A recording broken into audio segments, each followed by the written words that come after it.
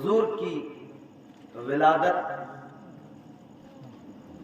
کہ اس ماہ مبارک میں حضور کی ولادت کی ہی خوشی میں سجائی گئی. ہمارے آقا و مولا تاجدار مدینہ، تھوڑی سی آواز بڑھا دو، اچھا مائک، اللہ آپ کو سلامت رکھے. تاجدار مدینہ سرور کائنات صلی اللہ تعالی علیہ وسلم اس ماہ مبارک میں دنیا میں تشریف لائے. آپ کے میرے نبی، ساری کائنات کے نبی، والی کائنات مصطفیٰ کریم صلی اللہ تعالی علیہ وسلم اس ماہ مبارک کی 12 تاریخ کو اس دنیا میں تشریف لائے. لیکن یہ بات یاد رکھنا، 12 ربیع الاول کو آنا یہ حضور کی جسمانی زندگی ہے، بشری زندگی ہے.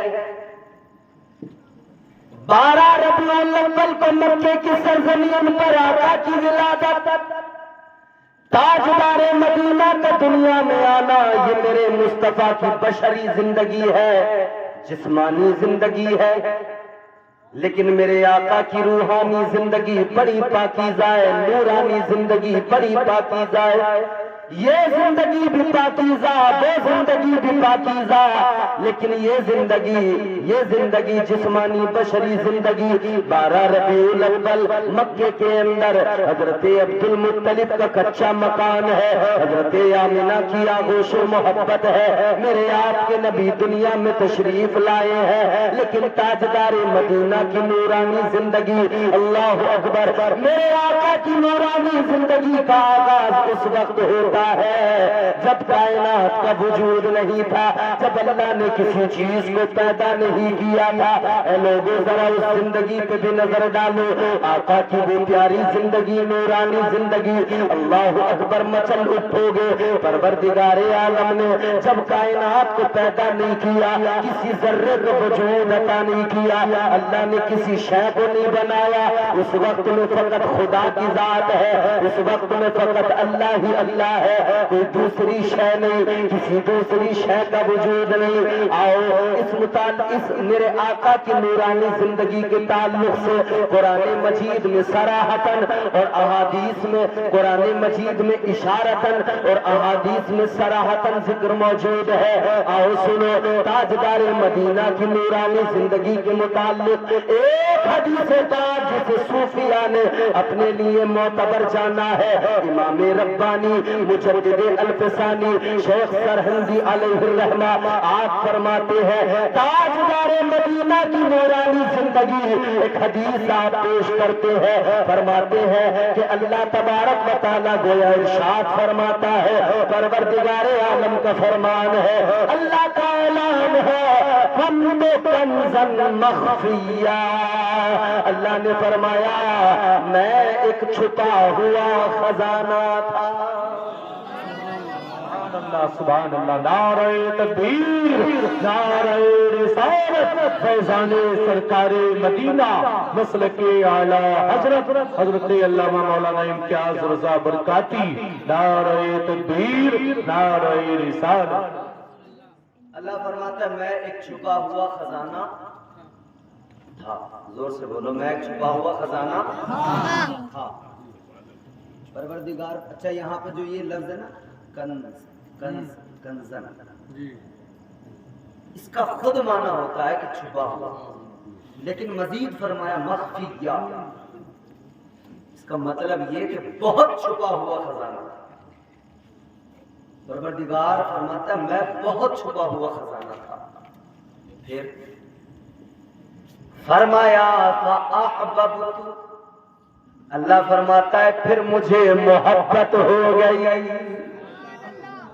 ابھی حضرت نے محبت کا تذکرہ کیا، پروردگار فرماتا ہے پھر مجھے محبت ہو گئی. اچھا پہلے اس تھا کو اگر سمجھیں گے نا، تھا تو اس سے یہ تو سمجھ میں آتا ہے کہ تھا اب نہیں ہے، چھپا ہوا تھا اب نہیں ہے.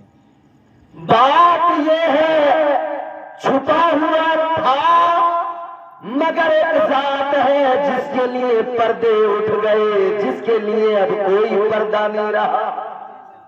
ایک ذات ہے، اس ذات کا نام مصطفیٰ ہے، یعنی خدا چھپا ہوا خزانہ تھا، لیکن پروردگار نے جب چاہا اپنے محبوب کو اپنا دیدار کرا دیا تو اللہ اس وقت چھپا ہوا خزانہ تھا، لیکن پھر محبوب کے لیے پردے اٹھا دیے گئے، پردے اٹھ گئے۔ آپ کے میرے لیے آج بھی اللہ چھپا ہوا ہے، انبیاء کے لیے چھپا ہوا ہے،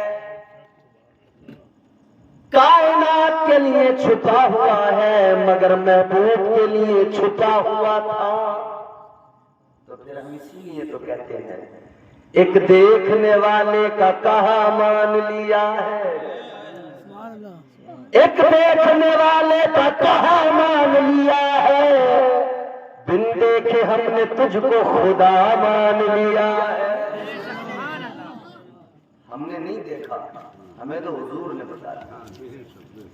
اللہ فرماتا ہے میں چھپا ہوا خزانہ تھا، پھر مجھے محبت ہو گئی۔ کس سے محبت ہو؟ محبت کے لیے کوئی محب بھی تو ہونا چاہیے جس سے محبت کی جائے۔ کس سے محبت ہو؟ پروردگار عالم خالق کائنات کی ذات سے پہلی چیز، پہلی شے، وہ نورانی جذبہ جو ظاہر ہوا، اس نورانی جذبے کا نام محبت ہے۔ پروردگار عالم نے پہلا نورانی جذبہ محبت کو پیدا کیا، محبت کو ظاہر کیا۔ اللہ فرماتا ہے مجھے محبت ہو گئی۔ یا اللہ کس لیے ہو گئی؟ کیوں ہو گئی؟ کس سے ہو گئی؟ اللہ تعالی نے جب محبت ہو گئی تو گویا